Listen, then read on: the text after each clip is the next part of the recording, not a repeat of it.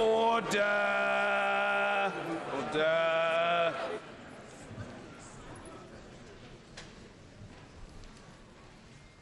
The ayes to the right, 441.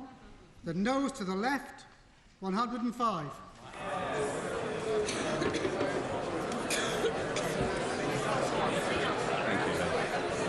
The ayes to the right, 441. The noes to the left, 105.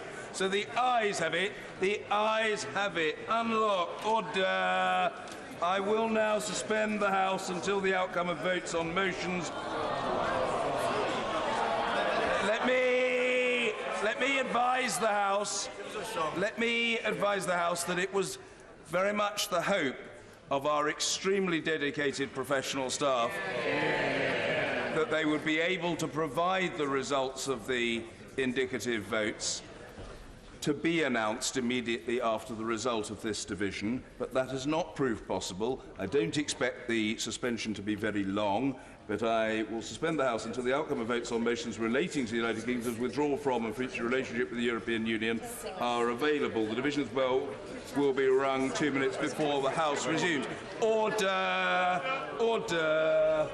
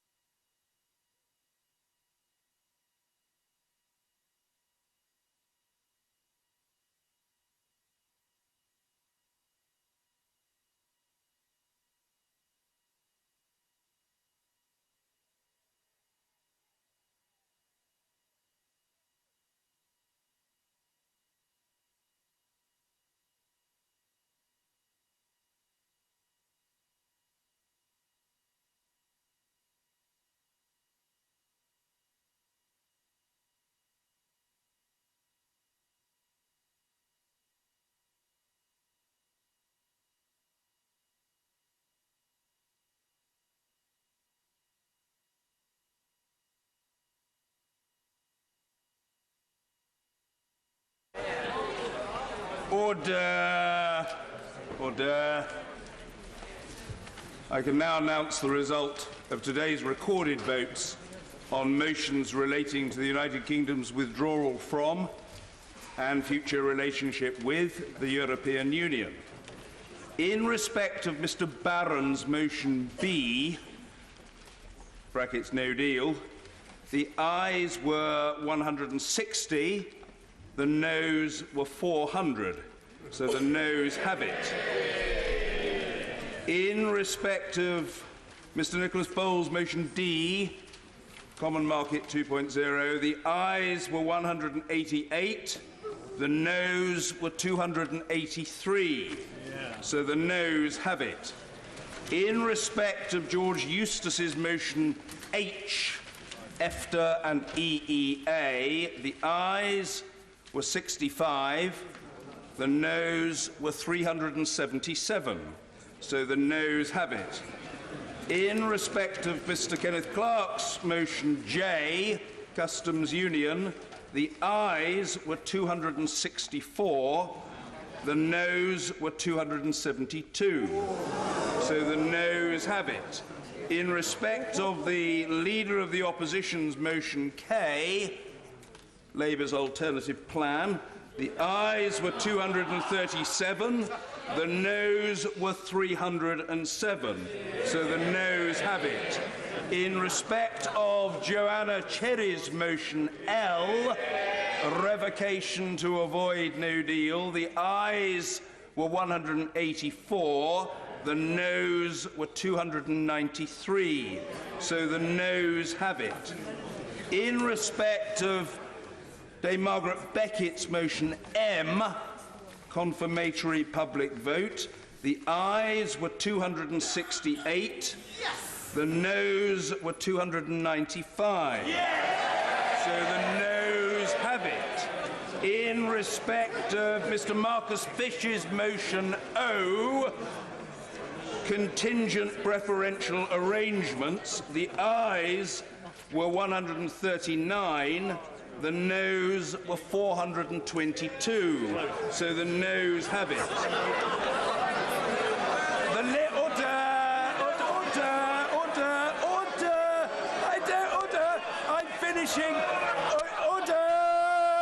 I'm finishing my statement. I don't require any help from the government chief whip. The list showing how honourable, he'll learn, so you should listen, he'll learn. The list showing how honourable and right honourable members voted will be published in the usual way on the Commons Vote app and website and in Hansard. Point of order, Sir Oliver Letwin. Yeah. Thank you, Mr. Speaker. Mr. Speaker, it's very disappointing. It is, of course, a very great disappointment that the House has not chosen to find a majority for any proposition. However, those of us who put this proposal forward as a way of proceeding predicted that we would not this evening reach a majority, and indeed, for that very reason, put forward a business of the House motion designed to allow the House to reconsider these matters on Monday. No, that's ridiculous. No. Ridiculous. No, perhaps colleagues would do the right honourable gentleman the courtesy. Yes, I say to the right honourable gentleman, the member for Derbyshire Dales, I'm not asking him, I'm telling him that the right honourable gentleman will be done the courtesy of being heard. That is the beginning and the end of the matter. Sir Oliver Letwin. Yeah. Thank you, Mr. Speaker. And if on Monday the House is able to reach a majority view, I think that would be in the interests of our constituents and of the country. Waste of time. Ridiculous waste of time. Crazy. But I personally continue to harbour the hope that my honourable and right honourable colleagues will see fit to vote in favour of a government motion between now and close of play on Friday, which would obviate the necessity for a further set of votes on Monday. Thank you. Yes, the Secretary of State for exiting the European Union. Point of order, Mr. President. Further to the point of order from the member for West Dorset, the House has today considered a wide variety of options as a way forward, and it demonstrates that there are no easy options here. There is no simple way forward. The deal the government has negotiated is a compromise, both with the EU and with members across this House. That is the nature of complex negotiations. The results of the process this House has gone through today strengthens our view that the deal the government has negotiated is the best option.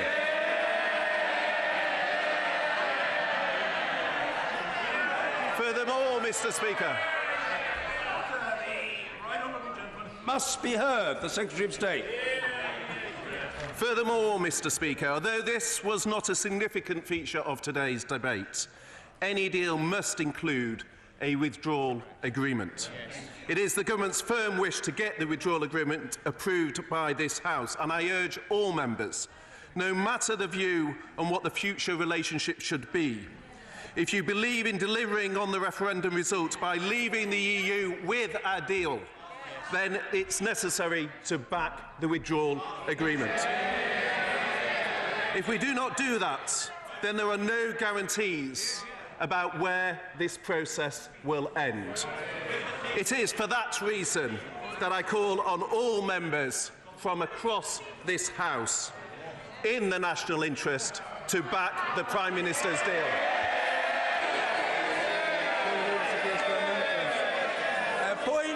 A point of order, Mr. Ian Blackford. Thank you very much, Mr. Speaker. I mean, this is a very serious moment for all of us, and we have to reflect that this House of Commons has tried to find a way through the Brexit crisis over the last few months, and we have failed. And we need to reflect on the fact that when the government talks about bringing their deal back, that on 2 occasions the government got 202 and 242 votes. That deal should be dead, and indeed the People's Vote got 268 votes tonight. I know we didn't win, but we got more votes for the People's Vote than the government did for its proposition. Mr. Speaker, I think it is becoming increasingly clear that this House cannot find a way forward. This government, this Prime Minister, has failed to provide leadership. The only thing we should now be doing is going back to the people of the United Kingdom in a general election to end this impasse. I'm grateful to the right honourable gentleman. Point of order, Sir Patrick McLaughlin.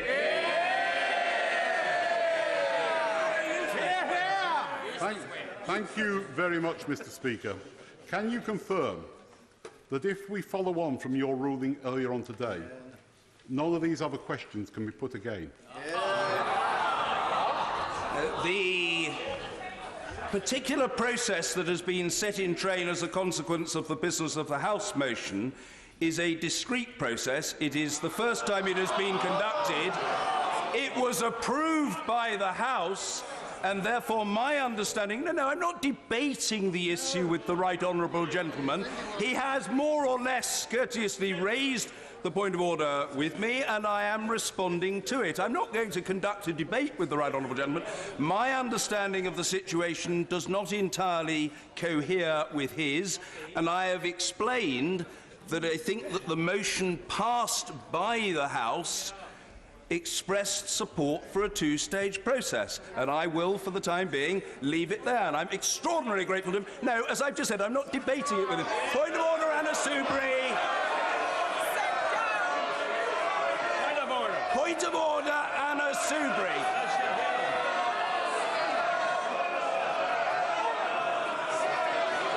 Point of order, Anna Soubry. Mr. Speaker,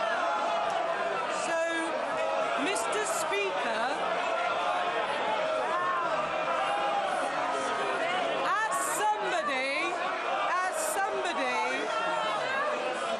somebody who has been called by the Speaker. Order, let me just explain. order.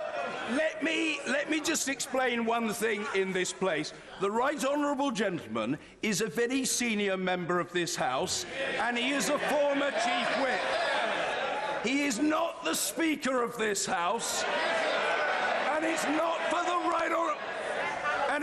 for the Right Honourable Gentleman to presume the order in which matters are considered, and I trust that he won't suppose that it is for him to do so. Let me say very gently to the Right Honourable Gentleman, I treat him with respect. I'm not intimidated by the Right Honourable Gentleman, and I'm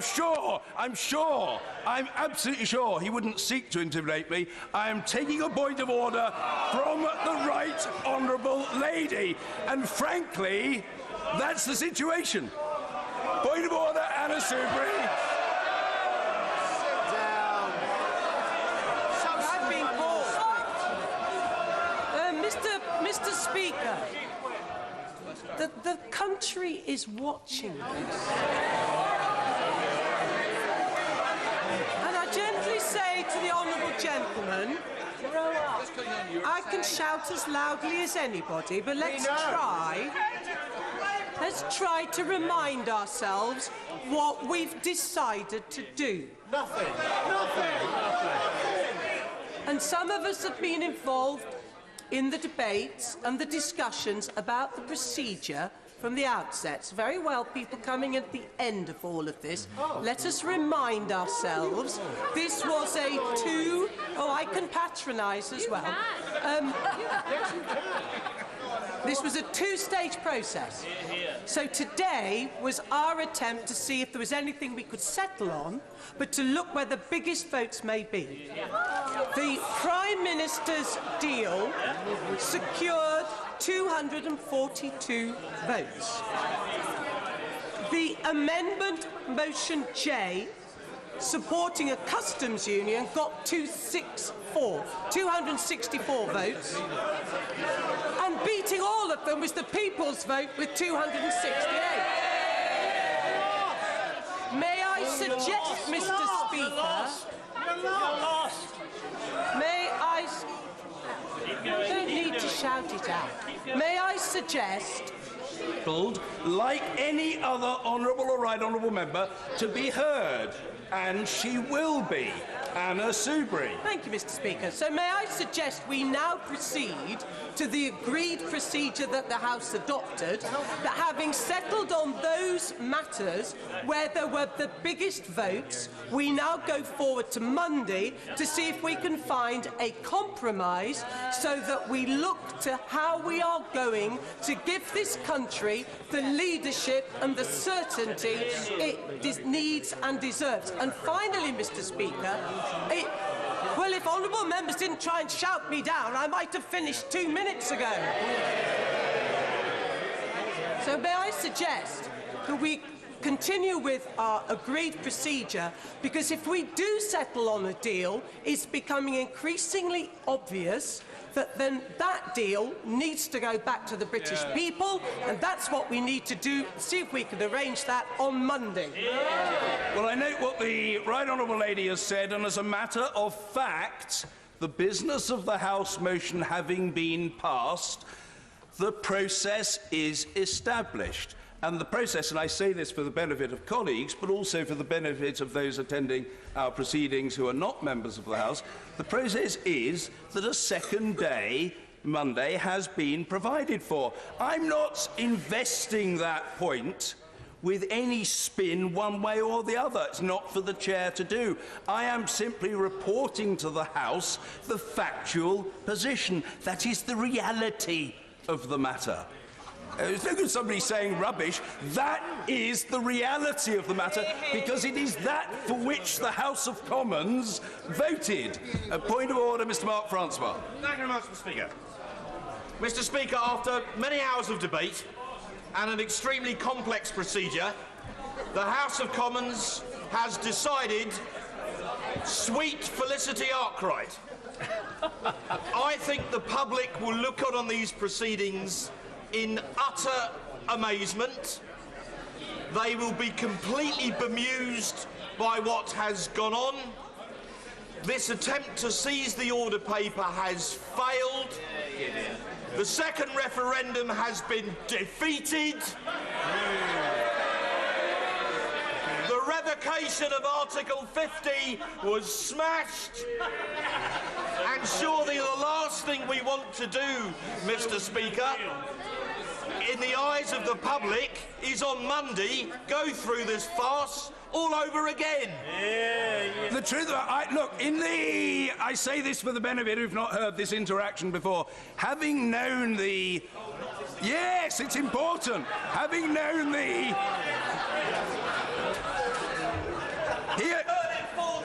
Yes, he has and I have, but others haven't. He and I have known each other, I say it in a very good-natured spirit to the right honourable gentleman.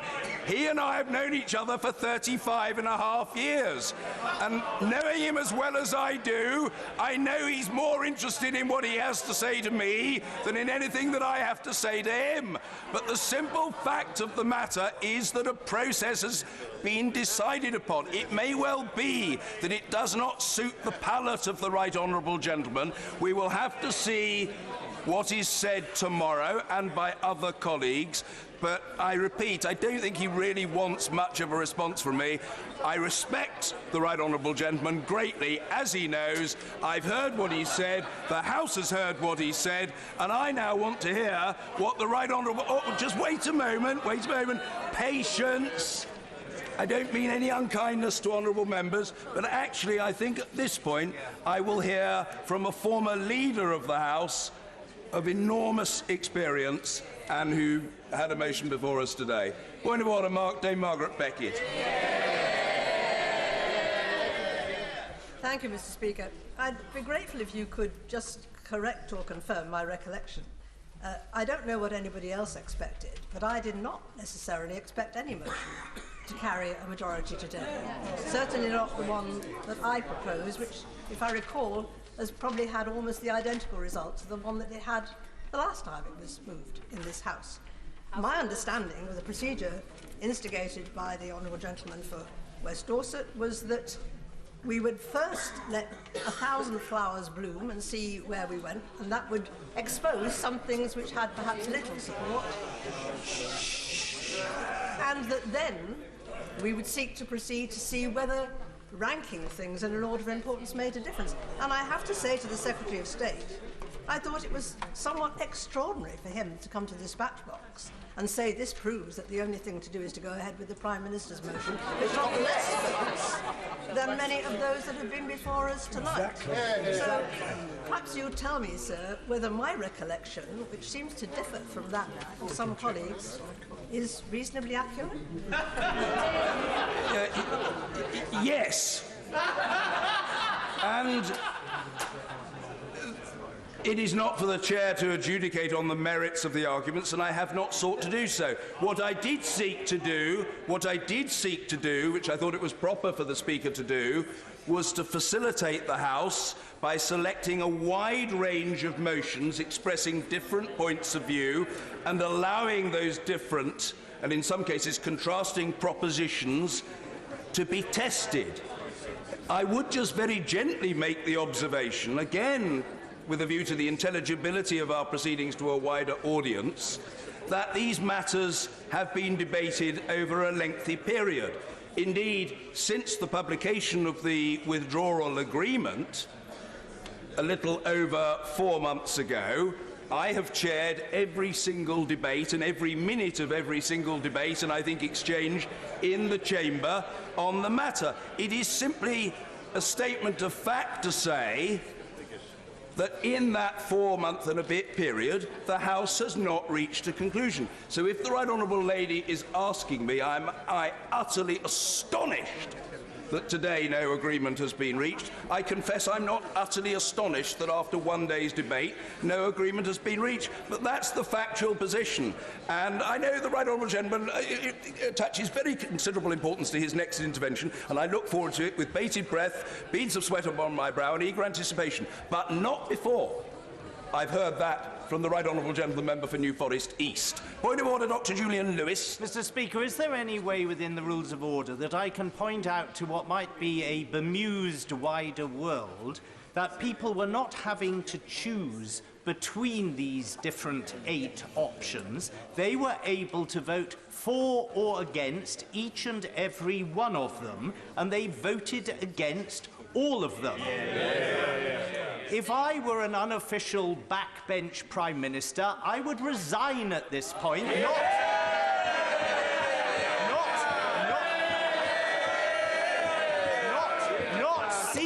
not seek to repeat such an exercise in abject failure. Well, as it happens, I've known the Right Honourable Gentleman Member for New Forest East for precisely the same length of time, virtually to the day, that I've known the Right Honourable Gentleman, the Member for Rayleigh and Wickford. And the mental acuity of the Right Honourable Gentleman for New Forest East never ceases to strike me. However, I just very gently say, in relation to his proposition about being Prime Minister, backbench Prime Minister for the day, I'm not arguing with him, but I'm simply saying that in his case, the proposition is an academic one. The point, yes, I'm coming to, oh, very well, I'll indulge the Right Honourable Gentleman. Point of order, Sir Patrick McLaughlin. Well, thank you, Mr. Speaker, because you interpreted my earlier attempt of a point of order to argue with you. I was not attempting to argue with you. I was seeking to get a point of clarification. Because the clarification is this. I do find that these points of order that we've just had, I do find the most amazing thing is nothing has been said from the opposition front bench. But if we can just leave that to one side for 1 second, can you tell me how your ruling tonight and your response to my earlier point of order coincides with what you said about the government bringing back a meaningful vote? Because I think there was an inconsistency in your ruling, and I'd be quite interested to hear what the view was behind that.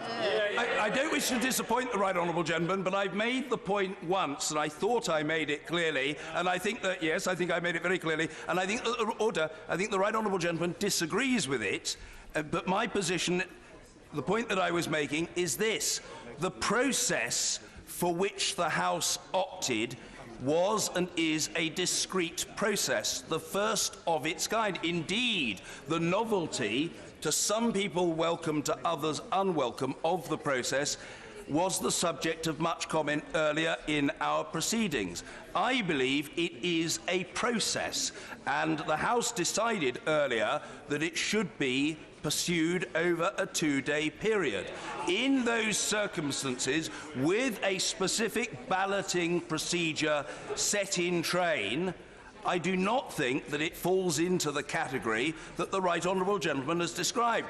And if I may just also add to the Right Honourable Gentleman, I set out the position in respect of the same question in the same session on the 18th of March, and then on the 25th of March, that is to say on Monday of this week, in response to a question on her statement from the Right Honourable Gentleman, the Member for New Forest East, the Prime Minister signalled that she was well aware of the strictures that I had issued, and that if the government attempted to bring back its deal, it would ensure that, I think the words were, my requirements, the requirements that I had made, were met. So it was obviously in the Prime Minister's mind that there was a test that needed to be met, and I reiterated earlier this afternoon that test of change. And I don't honestly think it can usefully be argued further tonight, but no doubt there will be discussions in days to come, and we shall have to see what emerges. And I hope that that, at least in part, satisfies the Right Honourable Gentleman. He's not easily satisfied, but I hope it at least in part satisfies the Right Honourable Gentleman for tonight. The Attorney-General says it ought to. It ought to. And who am I to disagree on this matter with so learned and cerebral authority in the House as the Attorney-General? Point of order. I will come to colleagues. Point of order, Angela Eagle. Thank you, Mr. Speaker. I note from looking at the results of today's round one of the indicative process that the Father of the House's motion on a customs union failed by a majority of 8. and the motion to have a confirmatory ballot failed by 27. And yet, the shadow Brexit secretary has argued that the government motion, which failed by 230 at its first attempt and by 149 at its second attempt, should somehow take precedence. Mr. Speaker, doesn't this strike you as rather... the Secretary of State, yes, of course. Soon to be, shadow. Sorry, I was just future gazing. Doesn't the Speaker, don't you, Mr. Speaker, think that this is rather an odd interpretation of the results that we've had so far? Well, interpretations vary, and I think that's clear from the points of order. But the Right Honourable Lady has made her point with some force, and people will study it, I'm sure, in the official report, together with the observations of other honourable and right honourable members. And point of order, Sir Vincent Cable.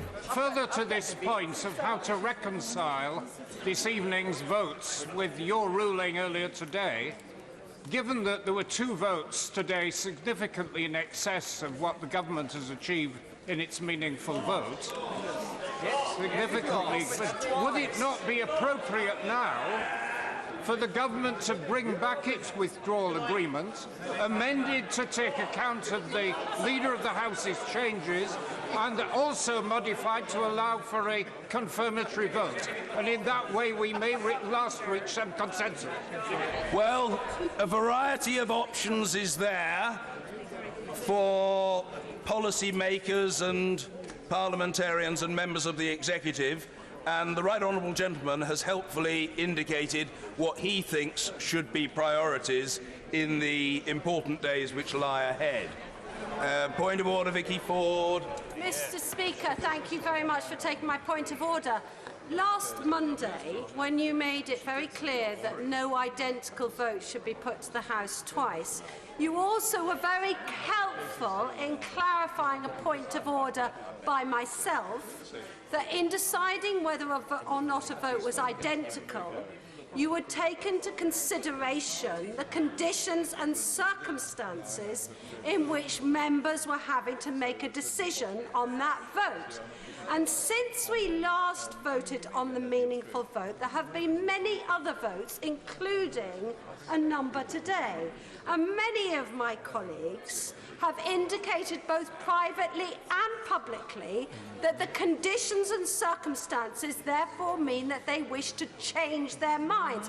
Not least the member for South East Cornwall, who's getting married on Saturday and has just told colleagues that she would like to support another vote on the withdrawal agreement. Given that time is pressing, Mr. Speaker, and a decision must be made before Cinderella appears on Friday night, please can we reconsider the conditions and circumstances around a meaningful vote? I'm grateful to the Honourable Lady for a point of order. Some people may have changed their minds, others have not done so. The situation is as I've just described. I recognise the premium that the Honourable Lady attaches to the matter, but I don't have anything to add to or subtract from what I've already said, for the simple reason that I think that it has the advantage of being true and of continuing validity. Point of order, Kirsty Blackman. Much, Mr. Speaker. Mr. Speaker, notwithstanding the programme motion that says that we will be discussing this again on Monday and your earlier comments about the Prime Minister's deal and the possibility of bringing it back, have you got any intelligence about whether or not the House will be sitting on Friday? And if it is sitting on Friday, what will it be discussing? The answer to that is at this stage I don't know. As the Honourable Lady will understand, that is not a matter first and foremost in my hands. It may be that colleagues will discover more tomorrow if they attend the business question. And again, I say for the purposes of the intelligibility of our proceedings, that after all is the weekly occasion on which we learn from the Leader of the House the intended business for the next parliamentary week. And I have a strong sense that colleagues will be in their places to listen to what the Leader has to say and possibly to put questions to her. So enlightenment will come, not necessarily tonight, but in all likelihood tomorrow on that occasion or later in the day. A point of order, Mr. Kevin Foster. Thank you, Mr. Speaker. I always listen with great interest to the rulings you give on procedure, and I very much listened with quite some interest to the ruling you gave earlier today. But on consulting page 332 of Erskine May, I'd be grateful for your views, in where it refers to Standing Order number 27, allowing the government to arrange its business in any order it thinks fit, and further goes to say, this far-reaching control can be further extended by the government, if the need arises, by inviting the House to agree to a motion suspending the relevant standing orders. I'd be grateful, from a point of order, you could clarify whether my interpretation of that, which would give an ability to bring a motion forward to bring another vote or to arrange the business, would be correct compared to your clearly earlier. Gentlemen, I'm well familiar with Erskine May. The ownership by the House of its standing orders is a matter of established fact, which has been of long-standing significance. As to what happens in the period to come, we shall have to see. I'm extraordinarily obliged to the honourable gentleman, and I don't mean it in any spirit of discourtesy, but he hasn't told me something that I didn't know. And I'm deeply grateful to him, and I feel sure that he's pleased that he's made his point. Point of order, Kate Hoey. Mr. Speaker, earlier today we voted in a business motion for the proceedings today and Monday. There was an amendment put down by my honourable friend, the member for Stoke Central, which would have allowed us to vote on section 2 of that motion, which was going to say we would not vote on Monday, that it was originally going to be one day of this special arrangement. You, Mr. Speaker, you know, and I understand that you decided not to call that amendment. Given the problems now about Monday, would it not be sensible tomorrow to have a vote again on whether we actually want to continue with this on Monday? Well, I'm grateful to the honourable lady. That is an innovative thought on her part. She said originally the position was going to be one day, and I don't mean this in any spirit of unkindness or discourtesy, but the answer is no. The original form of the motion specified 2 days, not 1 day, specified what the mover of it wanted rather than what she might have wanted. There was that alternative proposition. My own view was that the House would be keen to get on with the substantive debate on a vast miscellany of different motions, and that the House should be invited to decide the business of the House motion. The House decided the business of the House motion, and the business of the House motion specified 2 days. I absolutely understand that that doesn't please her, but that is the factual answer to the perfectly reasonable question that she has put to me. Point of order, Bob Blackman. Thank you, Mr. Speaker. Clearly, the decisions taken tonight were to defeat all of the motions that you selected. But of course, there were 8 other proposals which you chose not to put to the vote, which is absolutely your right, on which the House has not had a chance to reach a decision. Many of those proposals were signed by a number of members for cross-party. Personally, I don't agree with most of them. However, we haven't tested the House's view on those. Could I therefore ask you, what is your intention about those that weren't chosen for debate? Can they now be considered on Monday for some form of testing the House's opinion? My understanding of the intention of the architect of the process was that it was intended ideally to reach a conclusion in 1 day, but more likely to result in a shortlisting, and that therefore on the second day, with a narrower field of relatively popular, if not sufficiently popular propositions, it would be possible to reach a conclusion as between those remaining high contenders. So off the top of my head, I wouldn't automatically have thought that it was the wish of the architects of the procedure, or most obviously the sensible course, to test those propositions that weren't selected in the first place. I'm happy to consider the point. I wouldn't have thought so. And I just say, and I know he's not criticising, he's asked his question in an extremely reasonable way, as he always does, but insofar as members might think, or others might say, well, what were those that weren't selected and why? The answer is I was making a judgment about the breadth of the issues, the numbers and range of support, and where there was duplication, as the honourable gentleman will attest there was, I was tending not, obviously, to choose 2 propositions on the same subject, but rather to arbitrate between competing claims. And it wouldn't seem to be obviously sensible simply to opt for the other of the 2 competing claims. I would have thought it was more sensible, if we have that second day, as the House has voted to do, to seek to make further progress from those that were tested today. That would be my instinct. I'm always open to representations from colleagues. Yes, very well. Point of order, Bob Blackman, and then I'll come... I particularly refer to, I think, the so-called Malthouse Compromise, which has signatures from at least 3 different parties, on which that you didn't select for debate, so this procedure has not had the chance to actually test the House's opinion. Why could that not be brought back as a specific issue, given the range of support there is across political parties for it? Well, I'm happy to consider the point. As I say, I thought that I chose a range of propositions that reflected the key issues in the debate and the key preferences for outturn.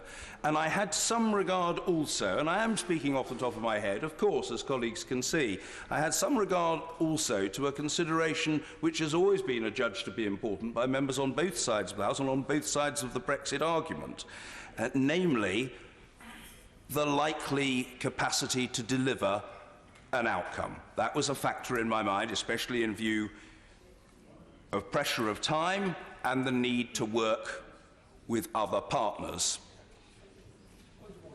Point of order,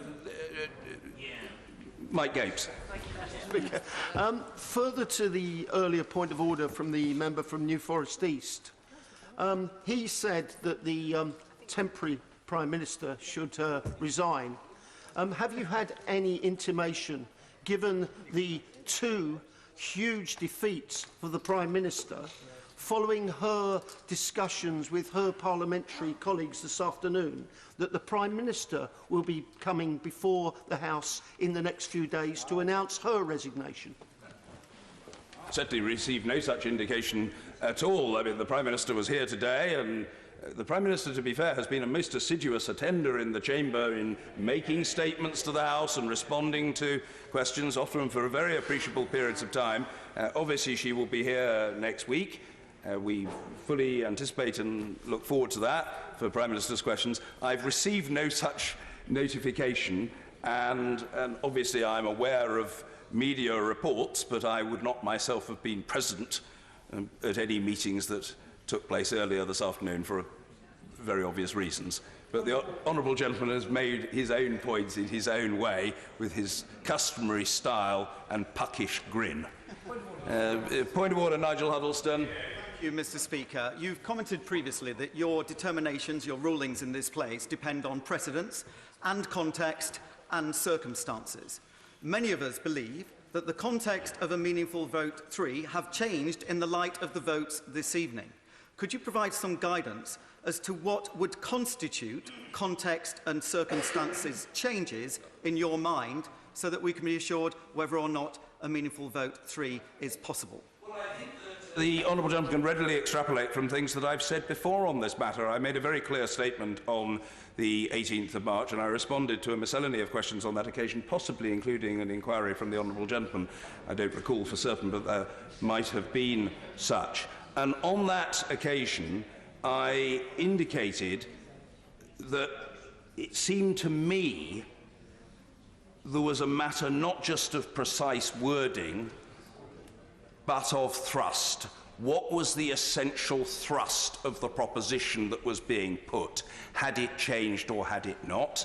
I invoked evidence in support of the propriety of the second vote on March the 12th of the publication of documents consequent upon discussions that took place with the European Union. Those were examples, it seemed to me, of facts, of evidence, and of circumstances that were relevant. I note the opinion of the honourable gentleman that the situation has in some way now changed. He's perfectly entitled to that opinion. One has to look at the specifics.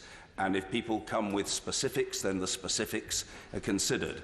And as a wise and discerning fellow and unfailingly fair-minded, I feel sure that the honourable gentleman will appreciate the wisdom of such an approach. And point of order, yes, if the honourable gentleman will forgive me, I will most certainly come. Point of order, Dr. Sarah Wollaston.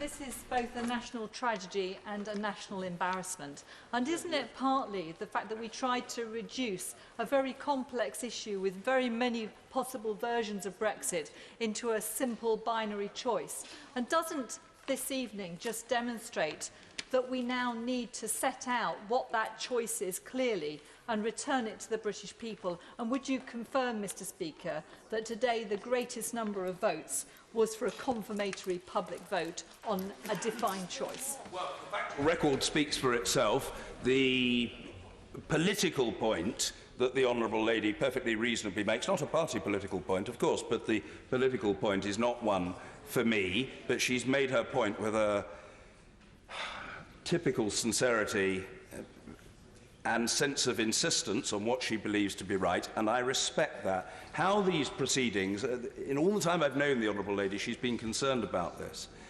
are viewed by people out with this place, I don't know.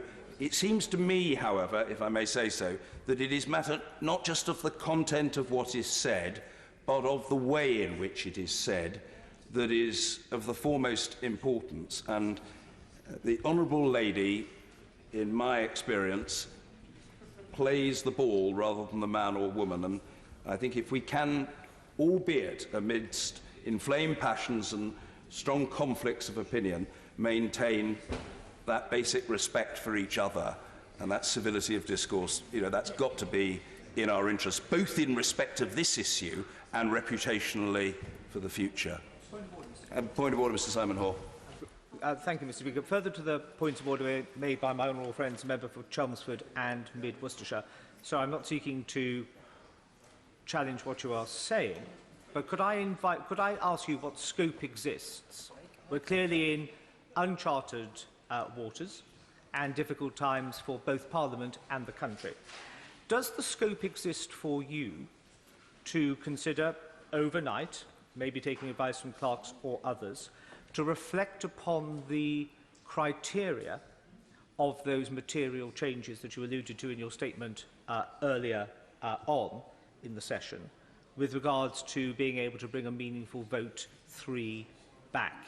Because if you could reflect on those criteria which would allow it to happen, and realise, as you have rightly said, that this Parliament cannot be hog-tied just by precedent, we are an organic democracy in Parliament, then I think that that would be, given the circumstances that both of my honourable friends and indeed others have raised, could be done and might be wise to be done in order to facilitate still further this ongoing debate further to Monday.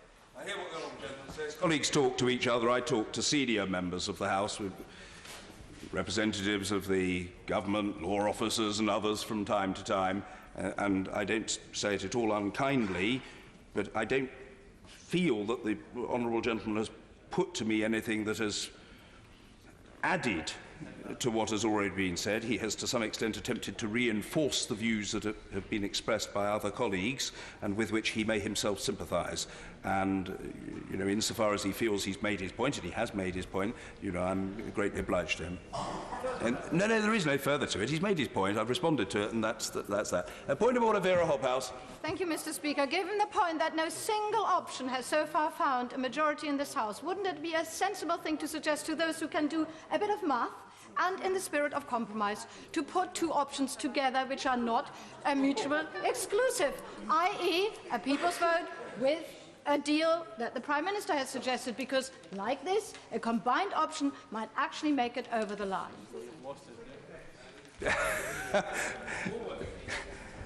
I hear what the Honourable Lady said. I don't think it's for me to adjudicate. Colleagues talk to each other, and all sorts of propositions are advanced, and they sometimes reflect compromises between people who are of a very different mind, sometimes people of a similar mind but a different tactic. And anything is possible. I think it's a good question, but it is, if the Honourable Lady will forgive me, and I don't mean this critically, it's inevitably an abstract question in that it doesn't attend to one particular circumstance, and therefore it's not something on which I can give a verdict. But is it possible for colleagues to communicate with each other about these things in the period ahead, both in the short term and in the medium term? Of course it is possible, and I feel sure that people will do so. If Yes, of course. Indeed, I said I would come to the honourable gentleman. I apologise to him. Point of order, Mr Gareth Snell. No apologies needed, Mr Speaker. It's a late hour. I think we all wish to go home. Mr Speaker, Gavin Newlands does it. further to the point of order that was raised by my friend from Vauxhall, Mr Speaker, about the selection of amendments today, and of course I have sincere deference to the decisions you made and do not seek to challenge those. The motion that was laid by the member for West Dorset on Monday didn't specifically refer to the following Monday being taken up on the order paper for more indicative votes. But could I ask, would it be in order, Mr Speaker, if the business of the House motion on Monday were to seek to claim a third day for indicative votes, given that was not specific in the original House motion, and would it therefore be possible to consider amendments on that motion on Monday so that we don't end up with every day claiming a further future day to repeat this and we end up no further forward in this exercise? Hear, hear. It would be perfectly possible for an amendment to be put to any business of the House motion on Monday to me for consideration. In other words, if the honourable gentleman is saying, for the sake of simplicity, could he have another go, it would be perfectly open to the honourable gentleman to have another go. I'm not going to give him any advance promise or indication of likely judgment, but it's perfectly possible for that matter to be considered in the round, and so he may want to take his chances if that scenario plays out. Yeah. If there are no further points of order, we come now to the adjournment, the whip to move. I beg move that this House do now adjourn. Thank you. The question is that this House do now adjourn. Mr Gavin Newlands. Thank you very much, Mr Speaker / Madam Deputy Speaker. I have to say it now feels like we're actually in a Friday sitting, as we've been here such a long time already. But I rise today to raise the growing concerns that have been brought to my attention by both the National Federation of Sub-Postmasters and many sub-postmasters in my constituency of Paisley and Hampshire North. And I know that colleagues from across the House will have heard similar calls themselves.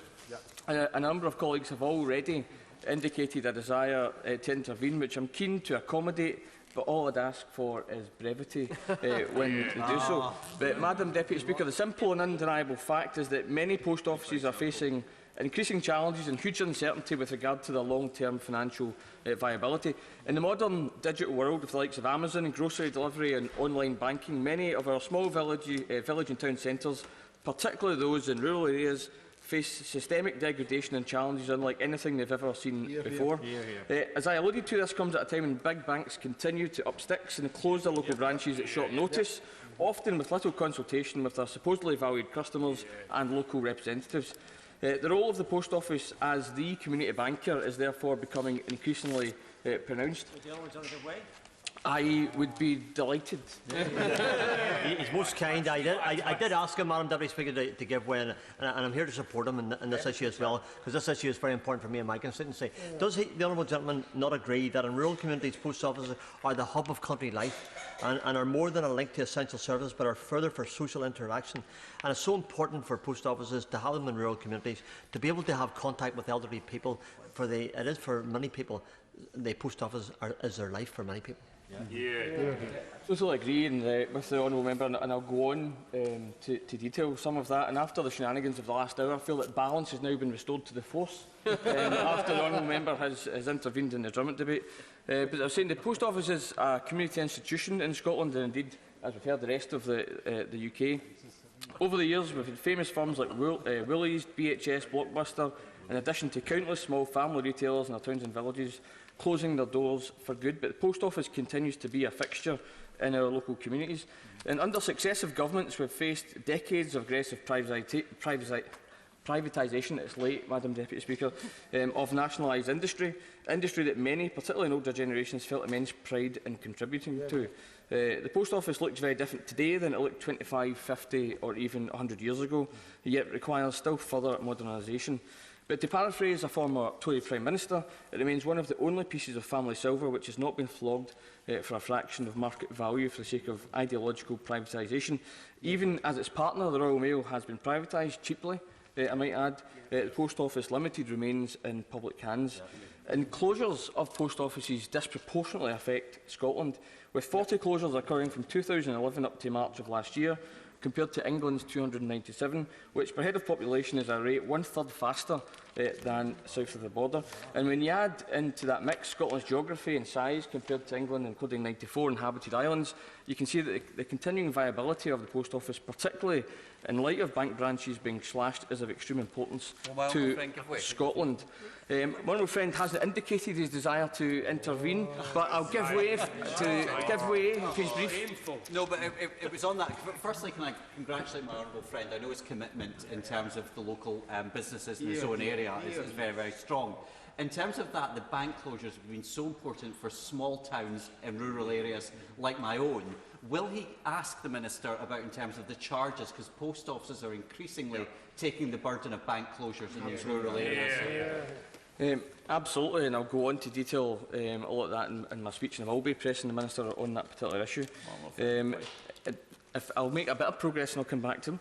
The important role that the Post Office plays in our lives is felt more sharply in small towns, as has been indicated, and particularly in rural communities, which are disproportionately dependent on designated community post offices and sub-postmasters. In my contribution today, I emphasise the challenges that the latter faces due to unfair deals with big banks for providing basic banking services. Despite the growth of online and phone banking, there still, and for the foreseeable future, will remain an undeniable need for easily accessible face-to-face banking, a service that is of particular importance to the elderly and those with additional support needs. As banks flee the high street, post offices are fulfilling this vital role, and I'll give way to my old friend.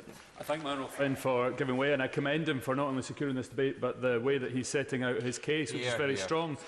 He spoke earlier about the problems with closures in communities across Scotland. We're very fortunate in my area, in Airdrie and Shotts, that we managed to secure a new post office in Plains, which has since been very well supported. And does he agree with me that that should send a very strong message, that support, to the government to open new post offices, not so closed? I don't think I need to add to my honourable friend's contribution. The Minister has heard his contribution. I'll give way.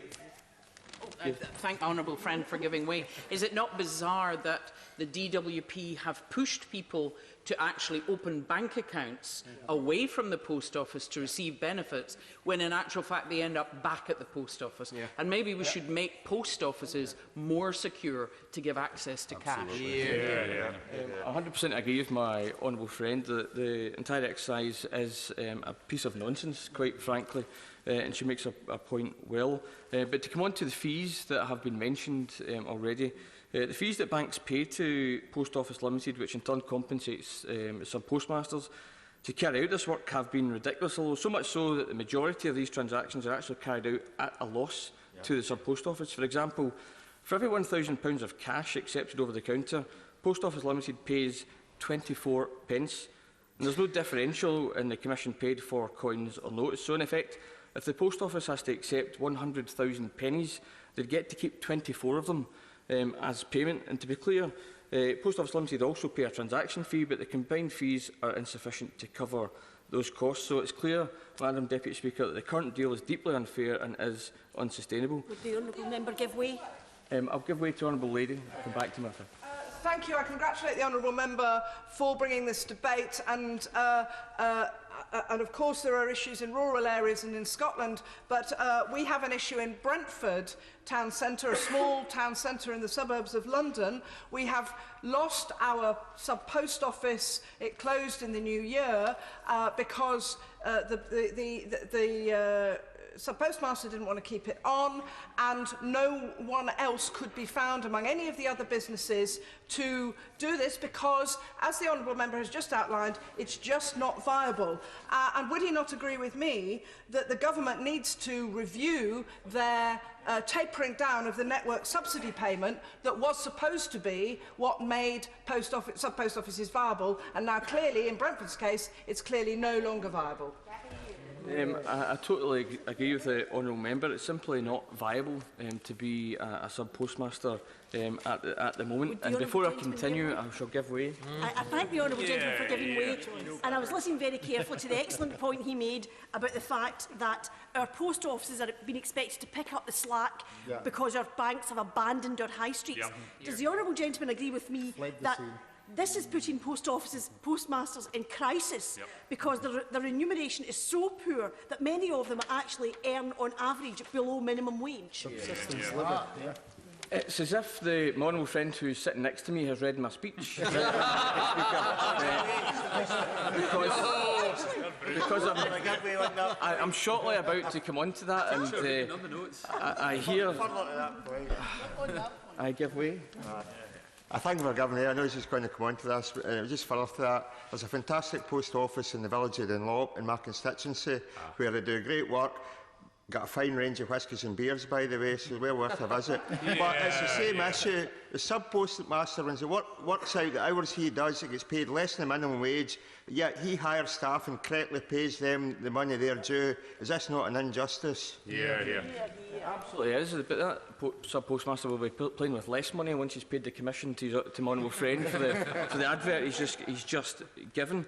But at this point, Madam Deputy Speaker, I think it's worth a bit of background context regarding the remuneration sub-postmasters get. Previously, all post offices received a fixed element of pay, a core payment, which also allowed for 6 weeks annual leave.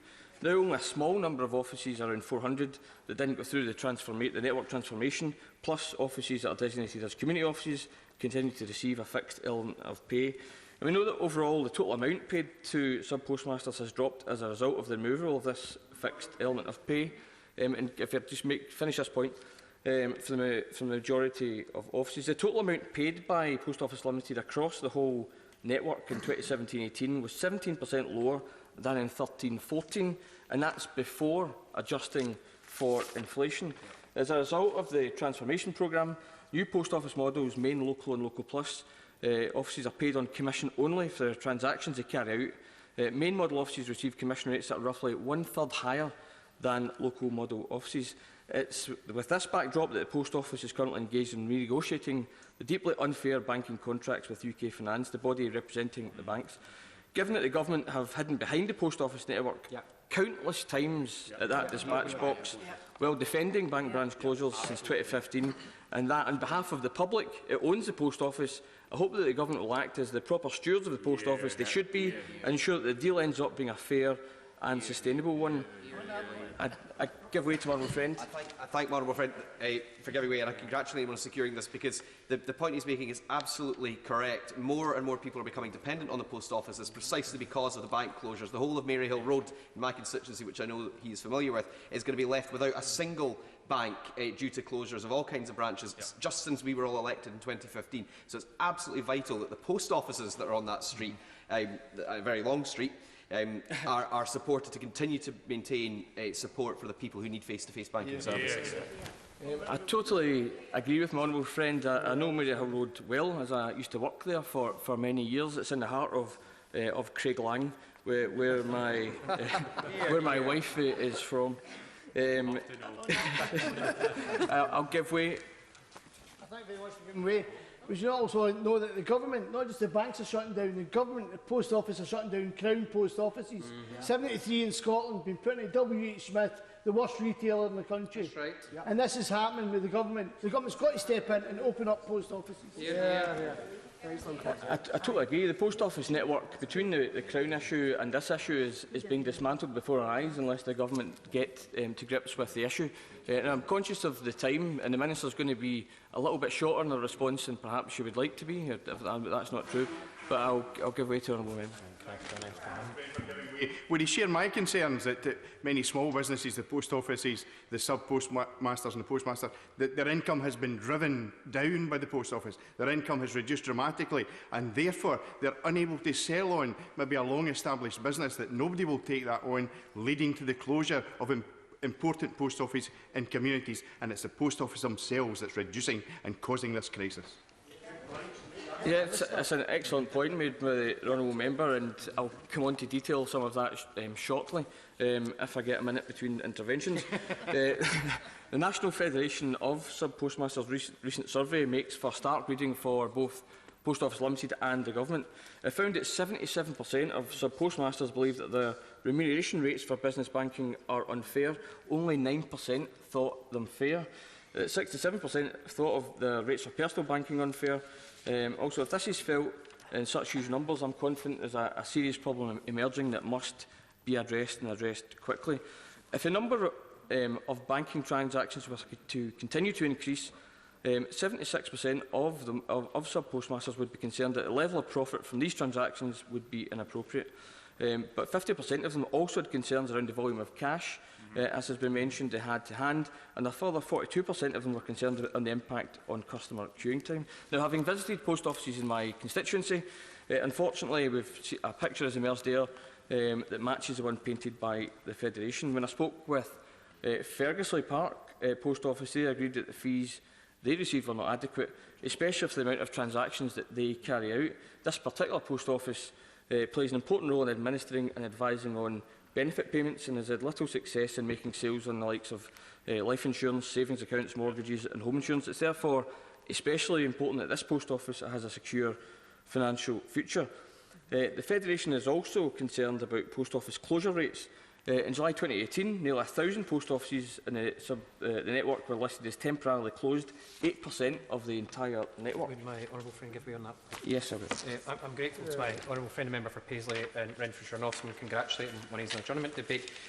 In terms of the failure to reopen post offices in Hargate, in my constituency, which serves both Hargate and Toker and also Faithfully, the post office has been unable to fit the need to replace its closed post office. Therefore, we'd agree with some of the points we made earlier on. It is up to the government to force the post office to re-establish crown post offices where the post office itself is unable to meet that need.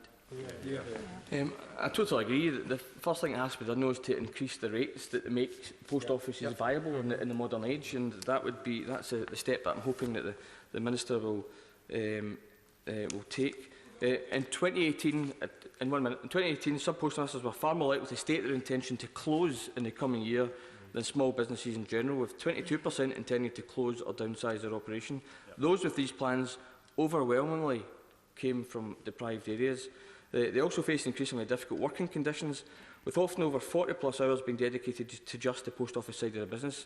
27% of them working longer hours this year to last.